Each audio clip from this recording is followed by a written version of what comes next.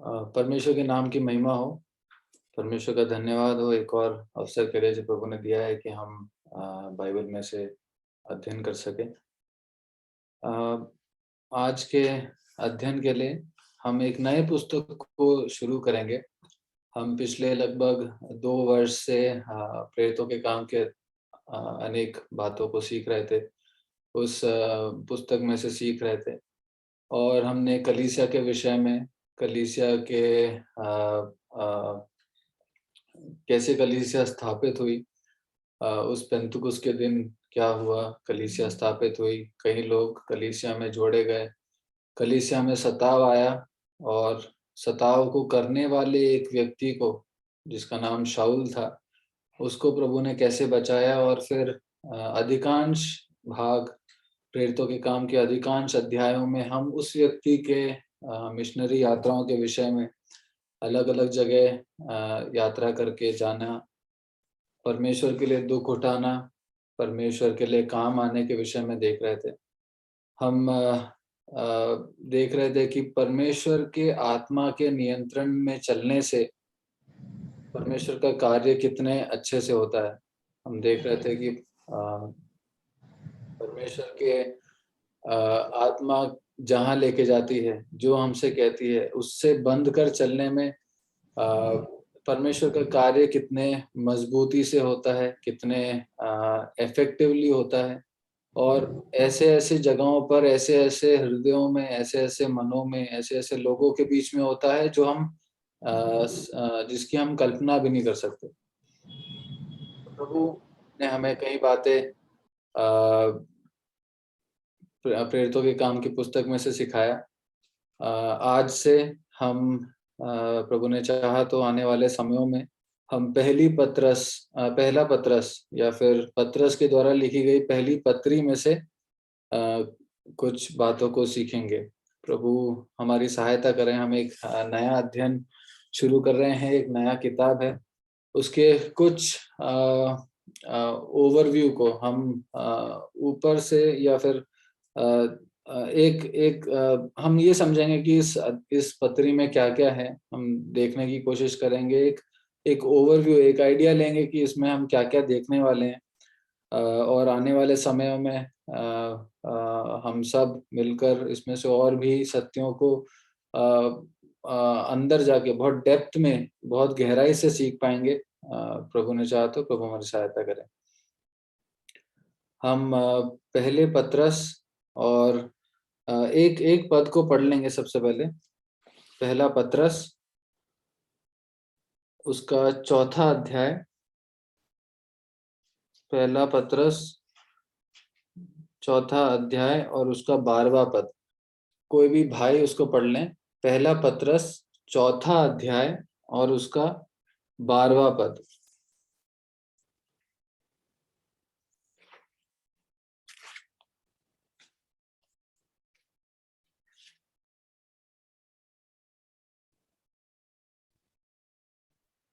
हे प्रिय, जो दुख रूपी अग्नि तुम्हारे परखने के लिए तुम में भड़की है, इससे यह समझकर अचंभा न करो कि कोई अनोखी बात तुम पर बीत रही है।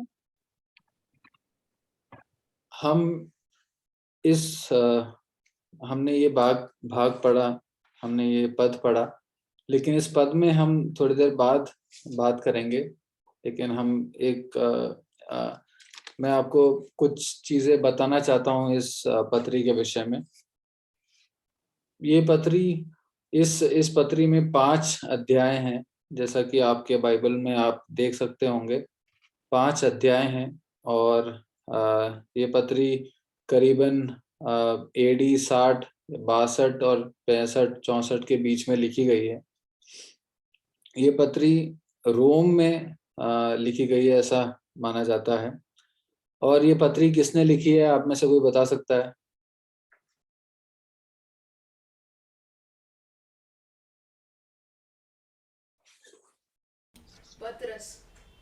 पतरस। जैसा कि हम हेडिंग में या फिर इस पत्री के शीर्षक में ही पढ़ते हैं, पहला पतरस, तो ये पतरस के द्वारा लिखी गई एक लेटर, एक खत, एक पत्री है।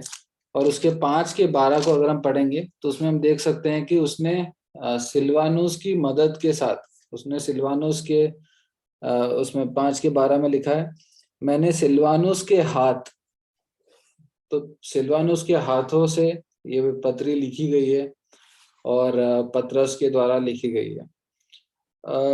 जब ये सब बातें पढ़ते हैं तो समझ आता है कि ये एक जस्ट एक ये जो बाइबल है, ये जो पवित्र शास्त्र वचन है, ये एक ऐसी कहानी नहीं है, इसकी बातें एक ऐसी कुछ कुछ जस्ट किसी के मन में, एक व्यक्ति के मन में उसने पूरी बाइबल लिख दी, ऐसा नहीं है। एक एक व्यक्तियों का, परमेश्वर ने एक एक इंसान को, एक एक अलग अलग लोगों को चुनकर इस पूरे शास्त्र को, इस बाइबल को लिखकर हमें दिया है। पतरस जो बातें कहना चाहता है वो सिलवानुस के हाथों से लिखा और वो बात को वहां लिखता भी है।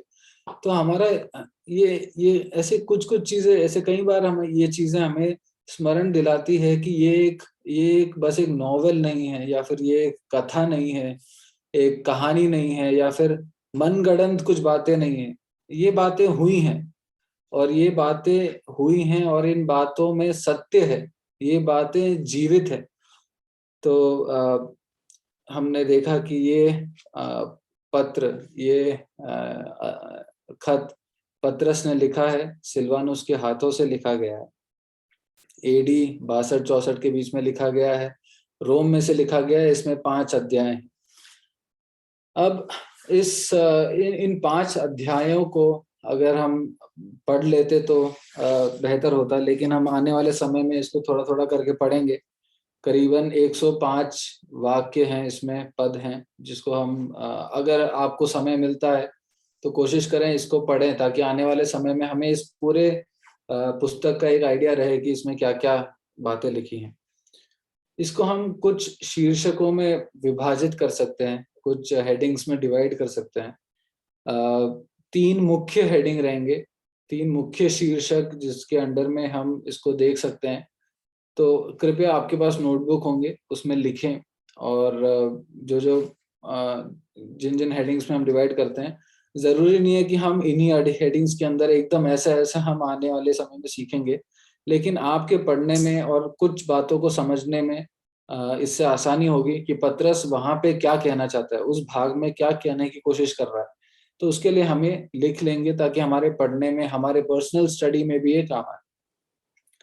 तो एक जो सबसे पहली बात हम देखते हैं इसमें, पतरस पहले अध्याय के पहले पद से लेकर दूसरे अध्याय के 10वें पद तक बताता है कि एक विश्वासी के क्या अधिकार हैं और उसके क्या कर्तव्य हैं। एक विश्वासी के क्या अधिकार हैं और क्या कर्तव्य हैं। एक व्यक्ति जब विश्वास में आता है, जब प्रभु यीशु मसीह को जानता है, जब उद्धार पाता है, जब एक विश्वासी बन जाता है, तो उस व्यक्ति को क्या-क्या अधिकार मिलते हैं, उस व्यक्ति को क्या-क्या पदवियां मिलती हैं। हमें शायद आपको लग रहा होगा कि जब मैंने प्रभु यीशु मसीह पे विश्वास किया तो मुझे ऐसा बाहर से तो कुछ पदवी या फिर कोई बड़ी बात ऐसी लगी नहीं बाहर से, लेकिन ये आत्मिक वरदान है, या फिर आत्मिक रीति से अधिकार, या हमारे जीवन में परिवर्तन आया है, जिसको पतरस इस भाग में लिखते हैं। पहला अध्याय उसके 1 से लेकर दूसरे अध्याय उसके 10वें पद तक। और वो सिर्फ तुम्हें क्या-क्या अधिकार मिले हैं, सिर्फ ये नहीं, हमारे हॉस्पिटल में जब एक हॉस्पिटल जब बनता है तो NABH, नेशनल एक बोर्ड है जिसके अंडर में उस हॉस्पिटल का एक्रेडिटेशन होना जरूरी होता है। तो जब एक्रेडिटेशन होता है तो एक क्राइटेरिया जो एक पेशेंट के लिए और एक डॉक्टर के लिए एक क्राइटेरिया होती है जो फुलफिल होनी चाहिए, कि एक पेशेंट के राइट्स एंड रिस्पॉन्सिबिलिटीज होती है, एक पेशेंट के अधिकार होते हैं और कर्तव्य भी होते हैं। फॉर एग्जाम्पल, अधिकार जैसे कि सही ट्रीटमेंट मिलने का अधिकार, क्या ट्रीटमेंट मुझे मिल रहा है, मुझे उसको जानने का अधिकार है एज अ पेशेंट। मुझे एक किसी और डॉक्टर की राय लेने का अधिकार है, तो ये मेरे अधिकार है, लेकिन कर्तव्य भी है। एक पेशेंट के पास सिर्फ अधिकार नहीं है, कर्तव्य भी ये है कि मैं अपने बीमारी के बारे में या मेरे को जो जो हुआ है मैं सच बताऊं।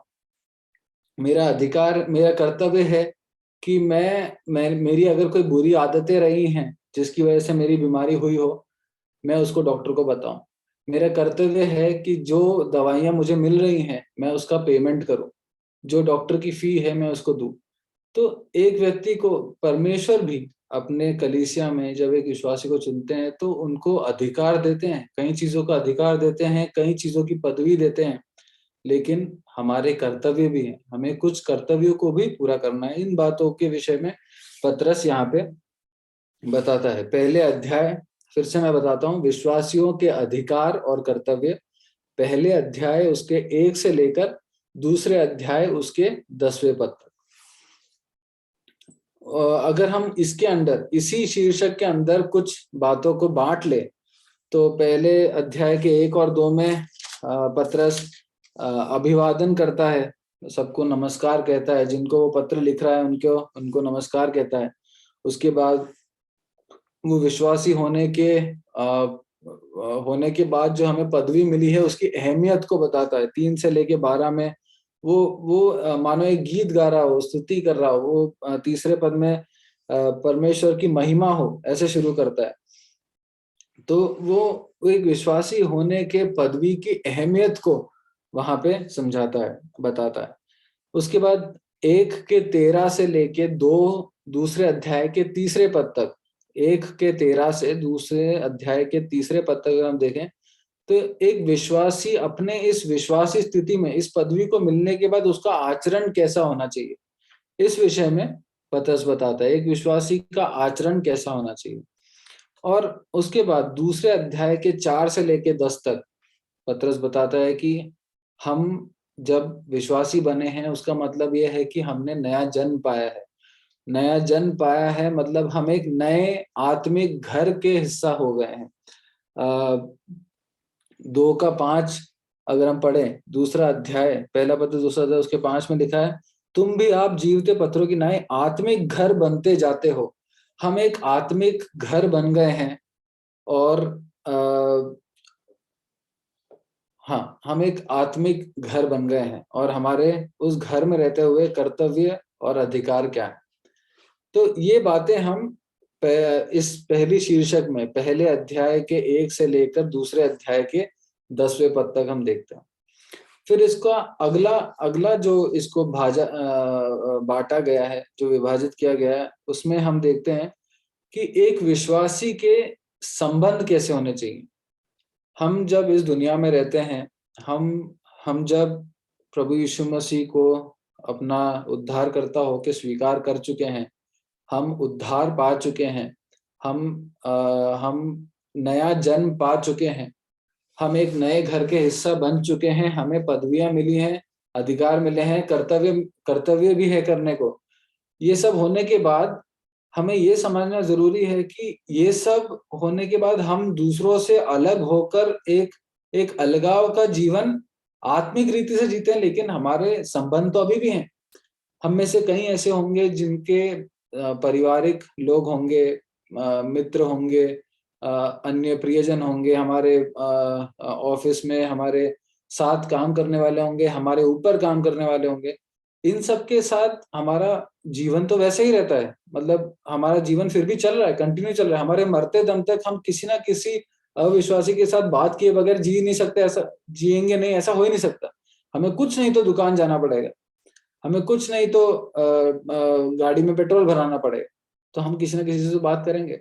तो पतरस एक विश्वासी का के संबंध, इस दुनिया में एक विश्वासी को अन्य अलग-अलग जगहों पे कैसा संबंध, किसके साथ कैसा संबंध रखना है, इस विषय में पतरस बताता है। तो दूसरे अध्याय के 11 से लेके चौथे अध्याय के 6 पद तक एक विश्वासी के संबंध, दूसरे अध्याय के 11 से लेकर चौथे अध्याय के 6 पद तक। इसको भी अगर हम छोटे-छोटे भागों में डिवाइड कर दें, बाँट दें, तो दूसरे अध्याय के 11 और 12 में पतरस कहता है कि हमारा एक विश्वासी का दुनिया के साथ कैसा संबंध होना चाहिए। दूसरे अध्याय के 11 और 12 में दुनिया के साथ कैसा संबंध होना चाहिए। मैं विश्वास करता हूँ कि आप लोग लिख रहे हैं, हमारे पढ़ने में, ये मेरे को पढ़ने में हेल्प करा था, तो कृपया आप भी लिखें। हमारे पढ़ाई में हमें बाइबल को पढ़ना भी है, हमें सीखना भी है। हम सिर्फ रीड नहीं करें, सिर्फ पढ़ के निकलते नहीं जाएँ या फिर सुन के निकलते नहीं जाएँ, हमें स्टडी करना ज़रूरी है। हम स्कूल की कितनी सारी किताबें हैं जो हमने पढ़ी तो हैं लेकिन अब याद नहीं है। परमेश्वर के वचन को भूल के आत्मिक रीति से जी पाएँगे, ये बहुत कठिन है। तो कृपया लिखें और पढ़ें और सीखें। प्रभु हमारी सहायता करें। तो एक विश्वासी के दुनिया के साथ कैसा संबंध होना चाहिए, ये हम दूसरा अध्याय उसकी 11 और 12 में पढ़ते हैं। फिर एक विश्वासी का हमारे राष्ट्र के, हमारे देश के सरकार के साथ कैसा संबंध होना चाहिए, कैसा व्यवहार होना चाहिए। दूसरे अध्याय उसके 13 से 17 में पढ़ते हैं। पहले दुनिया के साथ, फिर सरकार। सरकार यानी अ, हमारे प्रधानमंत्री, हमारे जो कैबिनेट जो मंत्री हैं, हमारे ऊपर जो गवर्नमेंट जो सरकारी अधिकारी हैं, कलेक्टर हैं, इनके निर्देश आते हैं। तो इन सब के अनुसार, इन सब के प्रति हमारा व्यवहार कैसा होना चाहिए, हमारा संबंध कैसा होना चाहिए और उनके प्रति हमारे किस रीति से अधीनता का जीवन होना चाहिए। तो इस विषय में पतरस दूसरे अध्याय उसके 13 से 17 में बताता है। फिर हमारे स्वामियों के साथ या फिर हमारे मास्टर्स, स्वामी यानी अगर हम ऑफिस में काम करते हैं तो हमारा बॉस होगा। अगर हम स्कूल में पढ़ते हैं तो हमारे टीचर्स हैं, प्रिंसिपल है, कॉलेज में भी टीचर्स है, प्रिंसिपल है, प्रोफेसर्स हैं। अगर हम ऐसे हर हर जगह पे जहाँ हम हैं, कोई ना कोई हमारे ऊपर होता है, कोई ना कोई हमारा बॉस होता है, हमारे स्वामी होते हैं। कलीसिया में हमारे ऊपर हमारे प्राचीन होते हैं, एल्डर्स होते हैं। प्रभु हमारी सहायता करें कि हम इन स्वामियों के के साथ हमारा कैसा संबंध होना चाहिए, इन बातों को सीखें। कई बार हमारे हमारा मन या फिर मैं इन सब चीज़ों के ऊपर प्रायोरिटी ले लेता है। कई बार हम बदतमीज़ी से कई जगहों पे बात करने लगते हैं क्योंकि हमें लगता है कि हम सही हैं, हम ही करेक्ट हैं, हमें लगता है कि मैं तो विश्वासी हूँ, मैं परमेश्वर हम ये बहुत नेगेटिव भी जा सकता है। ये मानना कि मैं तो विश्वासी हूँ, मैं तो परमेश्वर का बेटा हूँ, मुझे कोई नहीं रोक सकता, ये सब मानकर एक विद्रोही जीवन जीना अपने अविश्वासी स्वामियों के प्रति और इवन कलीसिया में अपने हमारे ऊपर जो प्राचीन है उनके प्रति, जो जो लीडरशिप में है उनके प्रति। तो प्रभु हमारी सहायता करें कि इन बातों को भी हम आने वाले समयों में देखेंगे। उसके बाद तीसरे अध्याय के 1 से लेके 6 तक हम एक पत्नी का पति के साथ कैसा व्यवहार होना चाहिए हम देखते हैं और तीसरे अध्याय के 7वें पद में एक पति का अपने पत्नी के साथ कैसा व्यवहार होना चाहिए हम देखते हैं। उसके बाद तीसरे अध्याय के 8वें पद में हम देखते हैं भाइयों के बीच में प्रेम, कलीसियाई संगति, भाईचारा, इस विषय में हम देखते हैं। और उसको आखिरी भाग में जो डिवाइड किया है वो सताने वालों के प्रति हमारा कैसा व्यवहार होना चाहिए। तीसरे अध्याय के 9 से लेके चौथे अध्याय के 6ठे पद तक हमें सताने वालों के प्रति हमारा व्यवहार। तो कोई भी एक भाई या बहन इन सारे पॉइंट्स को बता सकते हैं क्या? ताकि हम सब रिवाइज करें। एक विश्वासी के संबंध किस-किस के साथ होने चाहिए, क्या होते हैं, कैसे किन-किन बातों को पतरस बताता है? कोई भी एक भाई या बहन जिसने लिखा है बता दें।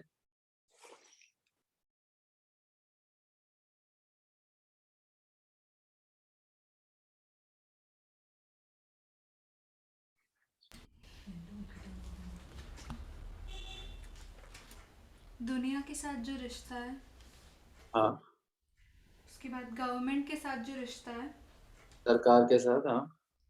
और अपने अधिकारियों के ऊपर, मास्टर्स के ऊपर जो है, मास्टर या बॉस के ऊपर, हाँ, एंड चर्च में जो एल्डर्स हैं उनके साथ, या पत्नी और पति का,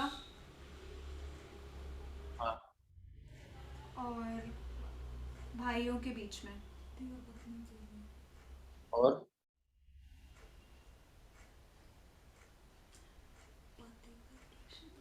जो हमें सताते हैं उनके साथ।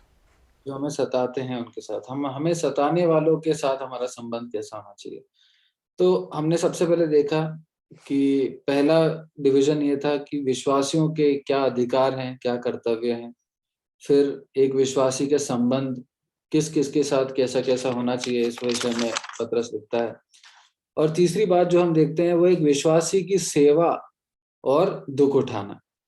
दुःख उठाने के विषय में और एक विश्वासी के सेवा के विषय में हम पतरस को लिखते हुए देखते हैं। उसमें भी वो खासकर अगर हम चौथे अध्याय उसके ये वाला जो हेडिंग है, ये चौथे अध्याय उसके 7 से लेकर 5वां अध्याय उसके 14 तक, अंत तक।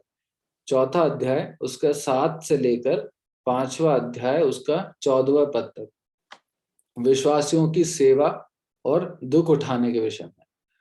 तो इसमें पतरस अगर चौथा अध्याय 7 से 11 देखें तो वो अंत के दिनों के विषय में पतरस कुछ बातों को शेयर करता है।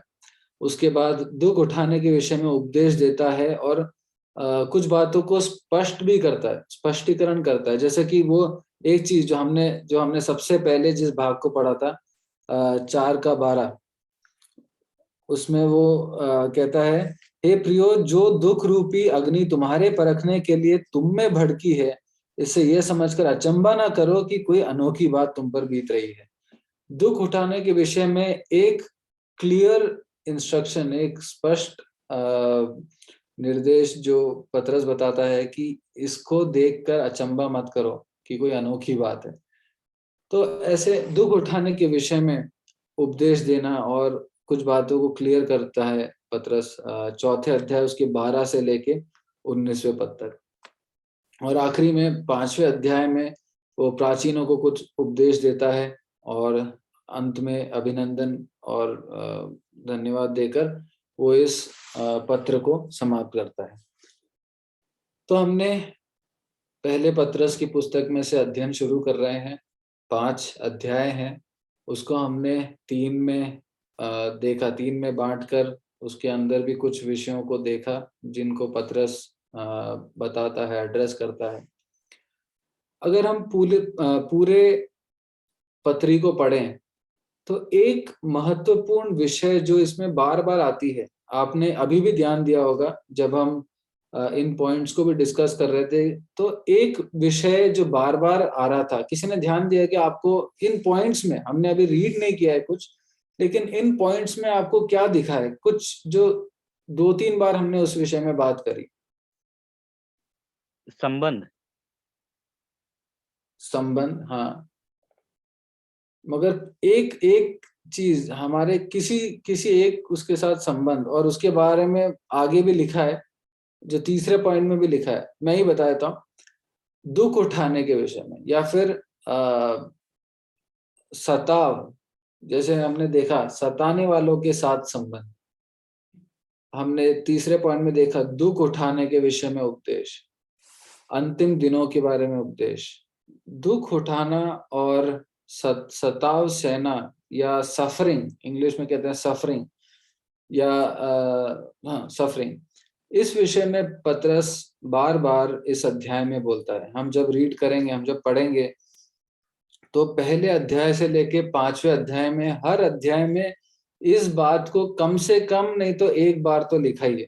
कम से कम कुछ तो सताने, दुःख के बारे में या नाना परीक्षाओं के बारे में या सताव के बारे में पतरस लिखता है। तो ये पतरस इस पत्री को लिख रहा है, तो वो प्रोत्साहित करने के लिए लिख रहा है, क्योंकि ऑलरेडी कलीसिया, पहली सदी की कलीसिया सताव में से होकर गुजरी है, तितर-बितर हुई है। हम प्रेरितों के काम में उस भाग को देख चुके हैं। प्रेरित भी सताव सहे हैं, कलीसिया भी सताव सही है, नए विश्वासी, प्रेरित सब सताव सहे हैं। तो अब जब सताव सह रहे हैं तो उस दौरान विश्वासियों को प्रोत्साहित करना बहुत जरूरी था और उनको समझाना बहुत जरूरी था, और आज भी है कि सताव कोई अनोखी बात नहीं है। जैसा हमने सबसे पहले पढ़ा 4 अध्याय के 12 में कि अचंभा ना करो क्योंकि कोई अनोखी बात तुम पर बीत रही है। जब तुम दुख उठाते हो तो अचंभा ना करो। हम अगर जैसा कि मैंने कहा कि हम हर अध्याय में सताव के विषय में पढ़ते हैं, तो कुछ चीजें हम देखते हुए जाएंगे सताव के विषय में, क्योंकि इस पत्री का एक one of the most important headings या one of the most important theme इस पत्री का एक विषय, महत्वपूर्ण विषय है सताव, और उसके बीच में प्रोत्साहित करने के लिए पत्र लिखता है। तो हम सताव के विषय में कुछ चीजों को देखेंगे। पहला अध्याय उसके छठे पद को अगर हम पढ़े, उसमें लिखा है, और इस कारण तुम मगन होते हो, यद्यपि अवश्य है कि अब कुछ दिन तक नाना प्रकार की परीक्षाओं के कारण उदास हो। नाना प्रकार की परीक्षाएं आएंगी और वो पतरस कहता है कि तुम उदास होगे। नाना प्रकार की परीक्षाएं आएंगी, तुम उदास हो। परीक्षा में उदासी आती है, लेकिन 7वें पद में पतरस, उसके जस्ट बाद पतरस कहता है, और ये इसलिए है कि तुम्हारा परखा हुआ विश्वास, जो आग से ताए हुए नाशमान सोने से भी कहीं अधिक बहुमूल्य है, यीशु मसीह के प्रकट होने पर प्रशंसा और महिमा और आदर का कारण ठहरे। हमें नाना प्रकार की परीक्षाओं को सहना जरूरी है, जो कि दुख लाते हैं अभी, ताकि जब हमारा उस परीक्षा से हमारा जब विश्वास परखा जाएगा, तो वो मसीह के आने पर, प्रकट होने पर प्रशंसा और महिमा और आदर का कारण ठहरे। पहले अध्याय में मैंने कहा था, हर अध्याय में पतरस परीक्षा या फिर सताव या फिर दुख उठाने के विषय में लिखता है। पहले अध्याय के 6 और 7 में हम ये पढ़ते हैं। दूसरे अध्याय के 19 और 20 में आ जाएंगे। दूसरे अध्याय के 19 और 20 में, क्योंकि यदि कोई परमेश्वर का विचार करके अन्याय से दुख उठाता हुआ क्लेश सहता है, तो यह सुहावना है। क्योंकि यदि तुमने अपराध करके घूसे खाएं और धीरज धरा, तो उसमें क्या बड़ाई की बात है। पर यदि भला काम करके दुख उठाते हो और धीरज धरते हो, तो यह परमेश्वर को भाता है। इट इज कमेंडेबल, ये सुहावना है, ये भली बात है, ये उत्तम है कि तुम दुख उठाओ। और पतरस ये भी क्लियर करता है कि दुख उठाना इसका मतलब ये नहीं कि तुम कुछ गलत करके दुख उठाओ, क्योंकि उसमें क्या भली बात है। पतरस 20वें अध्याय में कहता है, तो उसमें क्या बड़ाई की बात है। अगर तुम कुछ पाप करके, अगर तुमने चोरी डकैती करी, तुम पकड़े गए, तुम जेल में गए, दुख तो है, लेकिन उस दुख में कोई बड़ाई की बात नहीं है। लेकिन तुम सही काम कर रहे हो, हम अच्छा कर रहे हैं, हम परमेश्वर के सुसमाचार को सहने की वजह से जेल जा रहे हैं, सुनाने की वजह से जेल जा रहे हैं, हम अगर कलीसिया में इकट्ठा होने की वजह से जेल जा रहे हैं, हम अगर अपने विश्वास के लिए, प्रभु यीशु मसीह पर अपने विश्वास के लिए जेल जा रहे हैं, या जेल ही नहीं, मार खा रहे हैं, गालियां खा रहे हैं, लोगों का मजाक का कारण बन रहे हैं, तो वो तुम धन्य हो, वो उत्तम बात है, परमेश्वर को भाता है। तो दूसरे अध्याय में हम ये बात देखते हैं। तीसरे अध्याय के 9 से लेके चौथे अध्याय के 6 हमने जब विभाजित किया था, तो सताने वालों के साथ संबंध के बारे में हम वहां पढ़ रहे थे। तो तीसरे अध्याय के 14 को जस्ट पढ़ लेंगे। तीसरे अध्याय का 14 लिखा है, और यदि तुम धर्म के कारण दुख भी उठाओ तो धन्य हो, पर उनके डराने से मत डरो और न घबराओ। और 17 भी पढ़ लेंगे, क्योंकि यदि परमेश्वर की यही इच्छा हो कि तुम भलाई करने के कारण दुख उठाओ, तो यह बुराई करने के कारण दुख उठाने से उत्तम है। तुम धन्य हो और दुख उठाना उत्तम है। हर अध्याय में हम पतरस को देखते हैं, वो दुख उठाने के विषय में बार बार बोल रहा है। और सबसे पहले भाग में लिखा उसने कि नाना परीक्षाएं भले ही तुम्हें उदास करती हैं, लेकिन अब वो कहता है कि दुख उठाना उत्तम है। दुख उठाना, अगर दुख उठाते हो, भले कामों के लिए दुख उठाते हो, तो तो तुम धन्य हो। परमेश्वर को भावता है। ये कितना सुहावना है। दुख के विषय में, दुख उठाने के विषय में वो उन लोगों को, जिनको ये लिख रहा है, ये खत लिख रहा है, उनको प्रोत्साहित कर रहा है कि ये सब अच्छा है, इसमें कोई अनोखी बात नहीं है, इसमें कोई अचंभा करने की बात नहीं है, शौक होने की बात नहीं कि अरे यार मेरे जीवन में दुख क्यों आ रहा है। लेकिन पतरस बार बार याद दिलाता है, स्मरण दिलाता है कि ये तुम धन्य हो, तुम, ये उत्तम है। उसके बाद चौथे अध्याय, उसके 12 से लेके 19, चौथे अध्याय उसके 12 से लेके 19 में, पहले 12 पढ़ पाते हैं। हे प्रियो, जो दुख रूपी अग्नि तुम्हारे परखने के लिए तुम में भड़की है, इससे यह समझकर अचंभा ना करो कि कोई अनोखी बात तुम पर बीत रही है। जैसे हमने सबसे पहले पढ़ा और बार बार स्मरण करा कि दुख उठाना कोई अनोखी बात नहीं है। एक विश्वासी के जीवन में दुख उठाना एक अनोखी बात नहीं है। उसके बाद 13वें पद में लिखते हैं, पर जैसे जैसे मसीह के दुखों में सहभागी होते हो, आनंद करो। सबसे पहले अध्याय में हमने पढ़ा कि भले ही नाना प्रकार की परीक्षाएं तुम्हें उदास करती हैं, लेकिन यहाँ पे हम पढ़ते हैं कि जैसे जैसे मसीह के दुखों में सहभागी होते हो, आनंद करो, जिससे उसकी महिमा के प्रकट होते समय भी तुम आनंदित और मगन। अगर हम आज दुखों में आनंद करेंगे, तो जब वो महिमा में प्रकट होगा, तो भी हम आनंदित और मगन हो सके। प्रभु हमारी सहायता करें।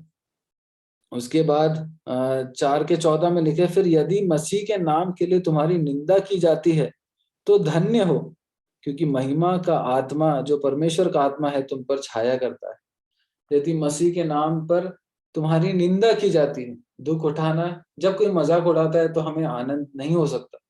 जब कोई हमारी निंदा करता है, गाली देता है, मजाक उड़ाता है या फिर हम पे हंसता है, तो उसमें कुछ आनंद की बात नहीं। लेकिन पतरस कहता है कि आनंद करो, और पतरस कहता है कि ऐसे होने वाले लोगों को वो धन्य होकर कहता है। उसके बाद उसके 16वें पद में लिखा है, पर यदि मसीह होने के कारण दुख पाए तो लज्जित ना हो। अगर दुख पाते हैं, हम रोते हैं, तो लोगों के सामने बैठकर नहीं रोते हैं, हम पसंद करते हैं, या फिर हमें, जब हम रोते हैं तो हमारी इच्छा होती है कि हम छुप जाएं, हमें शर्म आती है रोने में। लेकिन प्रभु कहते हैं कि अगर मसीह के लिए दुखी होते हो, लज्जित होते हो, अगर मसीह के लिए दुख पाते हो, तो उसमें लज्जित ना हो। हमारे प्रभु से हम छुप नहीं सकते, लेकिन वो हमारे दुखों को देखते हैं, हमारे आंसुओं को देखते हैं। हम उनके सामने बिना लज्जाए, हम आनंद के साथ उनके सामने अपने इस अवस्था में भी, इस दुखी अवस्था में भी जा सकते हैं। प्रभु के नाम की महिमा हो। और साथ ही प्रभु कहते हैं कि लज्जित मत हो। अगर भले काम करने के कारण दुख सहते हो, अगर भले काम करने के कारण तुम्हारी निंदा होती है, दुख पाते हो, तो लज्जित ना हो। और उसके बाद चौथे अध्याय के 19वें पद में लिखता है, इसलिए जो परमेश्वर की इच्छा के अनुसार दुख उठाते हैं, वे भलाई करते हुए अपने अपने प्राण को विश्वास योग्य सृजनहार के हाथ में सौंप दे। जो दुख उठाते हैं, वो भलाई करते हुए, जो दुख उठाते हैं, उनके पास 3 ऑप्शन है कि वो कुछ भी ना करें, कि वो बुराई करें, या फिर वो भलाई करें। प्रभु कहते हैं कि जो विश्वासी है और जो दुख उठाता है, वो भलाई करते हुए अपने आप को उस विश्वास योग्य सृजनहार, क्रिएटर के हाथ में सौंप दे। 5वें अध्याय में हम आते हैं, उसमें 5:7 में हम पढ़ते हैं, और अपनी सारी चिंता उस पर डाल दो, क्योंकि उसको तुम्हारा ध्यान है। हम जब दुखी होते हैं, हमें चिंता होती है। हम जब दुखी होते हैं, हमें चिंता होती है कि अब क्या करेंगे। अगर समझिए कि अगर सुसमाचार सुनाने की वजह से दुख हो रहा है, या फिर दुख की अवस्था में पहुंचे हैं, शायद जेल हुई है, शायद जेल से बेल तो मिल गई है लेकिन केस अभी भी चल रहा है, तो आगे क्या होगा? या फिर हम जैसे बहुत सारी जगहों पे कलीसिया घरों में इकट्ठा होती है, अगर घर पे इकट्ठा होने वाली कलीसिया बंद की जाती है या फिर कुछ कुछ किसी कारणवश वहां रोक लग जाती है, तो दुख, प्रभु कहते हैं अपने चिंताओं को उस पर डाल। प्रभु कहते हैं cast all your cares upon him for he cares for you, क्योंकि वो तुम्हारी चिंता करता है।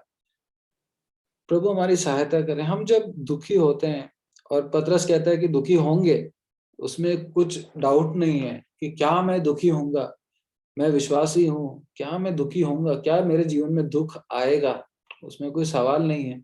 दुख आएगा, पतरस कहता है दुख आएगा, इसलिए तो वो पहले से ही प्रोत्साहित कर रहा है। पतरस कहता है दुख आएगा, लेकिन अपने चिंताओं को, अपने दुखों को प्रभु यीशु मसीह के हाथ में दे दो। क्यों? क्योंकि वो तुम्हारी चिंता करता है। करता हूं मैं तेरी चिंता, तू क्यों चिंता करता है, हम गीत गाते हैं। प्रभु हमारी सहायता करें। और एक और बात दुख के विषय में लिखा है 5:9 में, विश्वास में दृढ़ होकर और यह जानकर उसका सामना करो कि तुम्हारे भाई जो संसार में हैं ऐसे ही दुख भुगत रहे हैं। हम दुख भुगतने में अकेले नहीं है। सिर्फ मैं दुख नहीं भुगतूंगा, सिर्फ आप दुख नहीं भुगतेंगे। मेरे प्रिय भाइयों और बहनों, हमारे ऐसे बहुत सारे भाई बहन हैं इस विश्व भर में, जो अगर आपको और मेरे को लग रहा है कि हमने बहुत दुख देख लिए हैं, तो वो इससे बहुत ज्यादा एक्सट्रीम दुख को सह रहे हैं। अगर हम कुछ इस विश्व में कई ऐसी जगहें हैं जहाँ पे कलीसिया को इकट्ठा होना मना है, जहाँ पे ईसाई हूं करके बोलना तक मना है। सोचिए वो जब मिलते होंगे तो उनके अंदर डर होता होगा।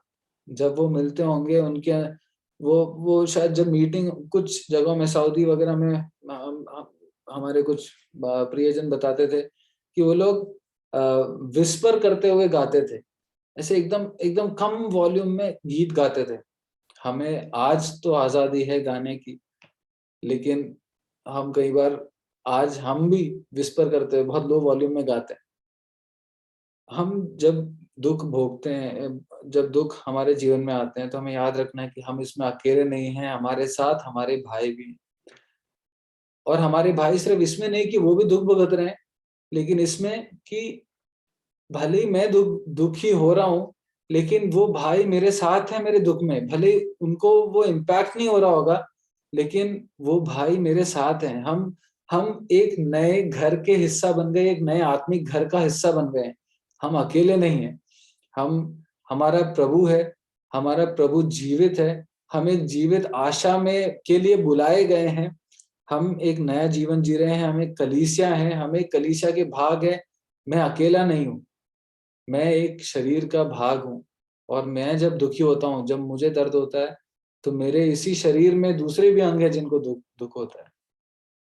प्रभु हमारी सहायता करें। ये सब बातें दुख के विषय में पतरस लिखता है।